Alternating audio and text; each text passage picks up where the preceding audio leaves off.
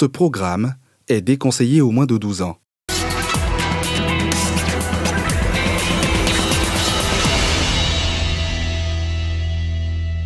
Il m'a tapé sur la tête. J'ai regretté, j'ai dit, ben, bon Dieu, qu'est-ce qui a fait que j'ai été témoin de ce mariage-là?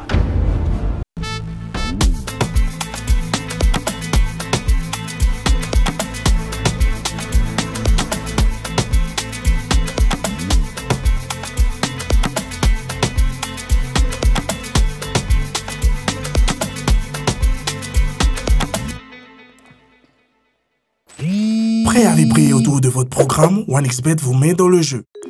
Une image saisissante, déchirante, celle d'un nourrisson de 6 mois, assis en pleurs dans une mare de sang. Le sang de sa mère. Cet enfant est encore trop fragile pour comprendre que son père a ôté la vie à celle qui lui a donné la sienne. Rokia, 19 ans, venait de se marier avec Amara, un carreleur de 37 ans, connu pour son audace et son ardeur au travail. Personne ne se doutait que derrière cette façade se cachait un homme narcissique et violent. Rokia a subi des violences répétées jusqu'à ce que tout bascule. Dans la nuit du 27 au 28 janvier 2025, une dispute éclate au sein du couple. Amara perd pied et frappe à mort Rokia, la mère de son petit garçon, à l'aide d'un marteau avant de prendre la fuite. Ce soir, Focus Divers revient sur cette tragédie qui a bouleversé Daloa, la cité des Antilopes.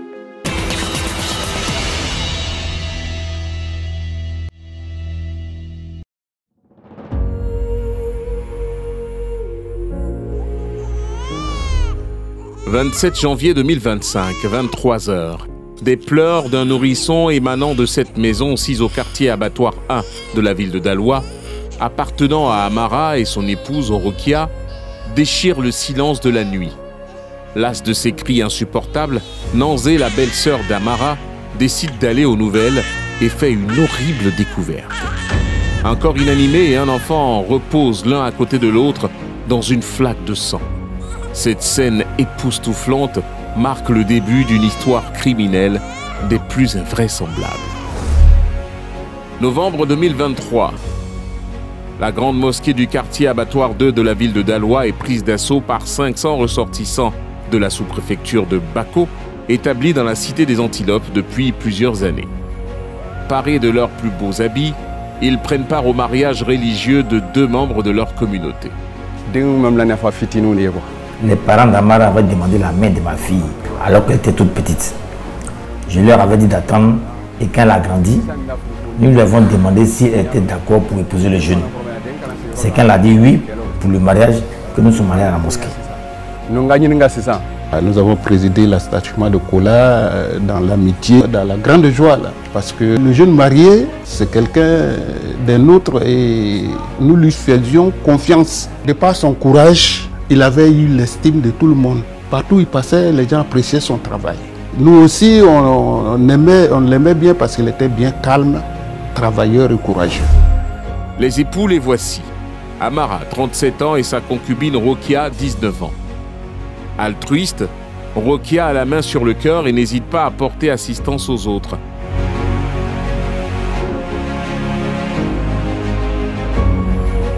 Son mari, quant à lui, est technicien bâtiment en revêtement de sol et murs. Seulement voilà, dans cette communauté conservatrice, personne ne semble connaître vraiment la nature du jeune Amara. Amara, on ne le connaît pas vraiment, à part que c'est un cousin. Il faut souligner qu'avant le mariage, il a souffert de démence. On se voit dans le quartier, mais je ne connais pas son caractère comment. Mais il n'était pas quelqu'un qui est... Genre, on peut dire que lui là, c'est un buveur. C'est un soulard. Bon, si ça, bon, on n'a pas vu ça dans lui avant Action là. Donc, tous les deux sont mes parents. Voilà, c'est le village voisin. On se donne en mariage. Entre familles, là, on peut pas. On pense que tous les enfants sont même chose, quoi. Bon, des trucs comme ça, on n'a pas pensé à ça. C'est quand tu as un doute sur quelqu'un, tu peux mener des enquêtes. À notre ère, on ne doit plus donner une fille en mariage ou mettre 2 personnes en mariage sans chercher à déceler la personnalité de ceux qu'on met en mariage. On parle d'un homme On parle d'une vie humaine. On ne parle pas d'un objet. Sans coup férir, le mariage est célébré dans la ferveur et une liesse populaire digne des grands jours. Par la suite, le couple emménage dans l'une des dépendances de cette cour qui est la propriété du frère aîné d'Amara. Tout semble réuni pour une vie de famille heureuse. Mais que nenni! Amara, qui jusque-là affichait un visage angélique, va lever le rideau qui enveloppait sa vraie identité, celle d'un monstre froid. En homme impétueux, il soumettait régulièrement sa compagne à toutes sortes de violences. Amara avait une nature très timide. Les seules fois où on pouvait le voir dans le quartier, c'est qu'il y avait du travail. Mais à chaque fois, ce sont les cris qu'on entend chez lui à la maison. Donc on savait qu'il frappe sa femme. Ma fille est très introvertie. Certainement qu'elle a gardé ça. Sinon, elle n'a jamais vu me dire que le jeune homme la battait. L'attitude agressive du jeune homme va détériorer la relation dans le couple, contribuant à accentuer chaque jour le fossé entre les époux. Ce que Rokia ignorait, c'est que sa vie allait sombrer dans l'horreur. Lundi 27 janvier 2025, 20h. Rokia et sa belle-sœur, Nanzé, revenus d'un mariage qui a eu lieu dans le quartier, prennent leur repas ensemble, en l'absence de leur conjoint, avant de se retirer pour la nuit. Rien ne laissait présager une fin de soirée tragique.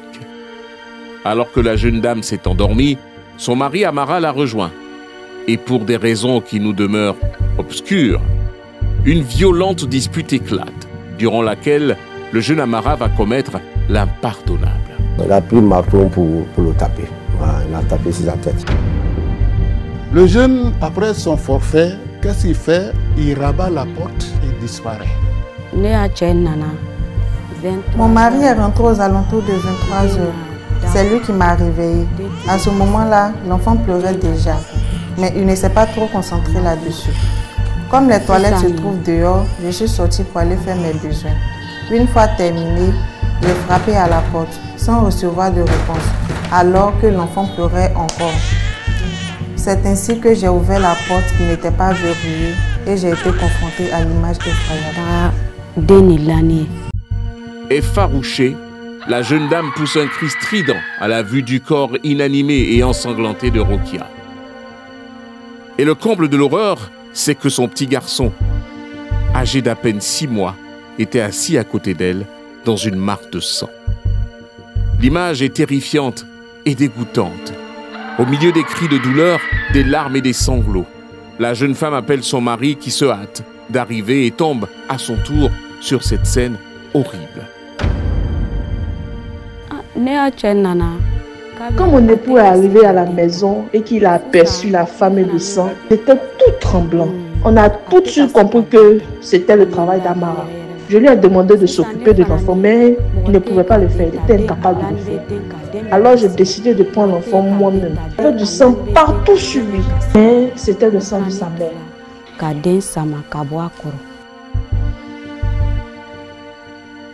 Le commissariat du 5e arrondissement de Daloa est alerté. Les fins limiers se déportent sur les lieux et procèdent au constat d'usage. Les preuves collectées sur les lieux attestent que la jeune dame a été assassinée avec le marteau découvert à proximité de son cadavre. Son compagnon Amara, dernière personne à l'avoir vue vivante, semble porté disparu. La police lance un avis de recherche. Pendant ce temps, l'information fait le tour de la ville, suscitant une onde d'émotion et de tristesse. Moi, je suis déjà hyper tendu, mais ce jour-là, ma tension a pris un coup. Et moi, j'ai eu l'impression que la petite a été tuée pendant qu'elle dormait. Parce qu'il n'y a pas eu de traces de lutte. Non, non, non, on a vu la petite ensanglantée sur son lit. J'étais choqué, il n'a pas dormi ce jour-là encore. La manière dont je suis en train de parler là, puis là où comment j'étais, vraiment, j'étais perdu dans la vie. Mais il faut informer les gens, malgré ça, en tout cas, en tant que garçon. C'est ce que j'ai fait. Une douleur térébrante essaime les membres de la communauté du couple. Les interrogations affluent de tous côtés. Qu'est-ce qui s'est véritablement produit à l'intérieur de ces 4 murs? Quelles pourraient être les explications derrière ce crime atroce? Des questions qui, hélas, restent sans réponse. Au sein de cette communauté, l'heure est au regret. J'ai regretté, j'ai dit, ben, bon Dieu, qu'est-ce qui a fait que j'ai été témoin de ce mariage-là? Parce que c'est une petite qui était pleine de vie, qui était très polie. Ça fait mal. Voilà, ça fait mal. Quand la nouvelle de la tragique disparition de Rokia parvient à sa famille vers 4 heures du matin, cela fait l'effet d'une bombe. Sous le choc, les membres de la famille se mettent à vitupérer contre l'attitude de leur gendre, blâmant son acte infâme. Quand j'ai reçu la nouvelle, je ne croyais pas. Comment a-t-il pu faire ça à ma fille? Mon cœur de père saigne. Ma poitrine s'est serrée et je n'ai pas pu me retenir. J'ai pleuré tellement, j'ai eu mal. Rokia a été enterrée au cimetière de Daloa le 29 janvier 2025, où elle repose actuellement. Malgré leur chagrin face à cette tragédie, la famille a choisi de ne pas déposer de plainte. Un élément qui crée des dissensions au sein de cette communauté. Ma fille est morte et rien ne pourra la ramener encore. Donc pour moi, ça ne va rien changer. Même si je porte plainte, chez nous on dit qu'il faut laisser tout à Dieu. Je pense que la justice divine est la meilleure. Moi, je voudrais qu'on le retrouve tout de suite. Comme ça, tout le monde va avoir le cœur tranquille. Surtout pour une question de justice. Parce qu'on ne peut pas mettre fin à la vie d'une petite comme ça là. Je ne sais pas. Quelle folie il a eu, ben, je ne sais pas. Mais en tout cas, moi, mon souhait serait qu'il soit arrêté. Le plus important ici, dès l'instant que les autorités judiciaires sont informées, l'action publique peut être mise en mouvement indépendamment d'une plainte ou même d'un renoncement de la famille. En droit ivoirien, le meurtre est puni de peine allant de 10 ans à 20 ans. Mais la sanction peut aller jusqu'à la prison à vie si le meurtre est commis sur un conjoint, comme c'est dans notre espèce ici. De nombreuses zones d'ombre subsistent encore dans cette affaire. Mais une chose est certaine, l'existence de Rokia a été arrachée brutalement dans une violence inouïe. Une femme de plus tombée sous les coups de son compagnon. Un orphelin de plus pris dans le piège tragique du féminicide. À seulement 6 mois, Mohamed grandira sans père ni mère. Depuis cette nuit fatidique, Amara est en fuite et la police le recherche activement, appelle à la vigilance et à la collaboration de la population pour mettre fin à sa cavale. Les familles dévastées peinent à croire que ce mariage, autrefois célébré dans la joie, s'est achevé dans le sang et les larmes. Prenons un instant pour méditer cette pensée. Peut-être nous interpellera-t-elle face à la violence faite aux femmes. Tant que l'impunité primera sur la justice, les femmes continueront de mourir en silence. Bonsoir. Paris gagné, vous venez de suivre votre programme avec OneXBet, site de paris sportifs en ligne.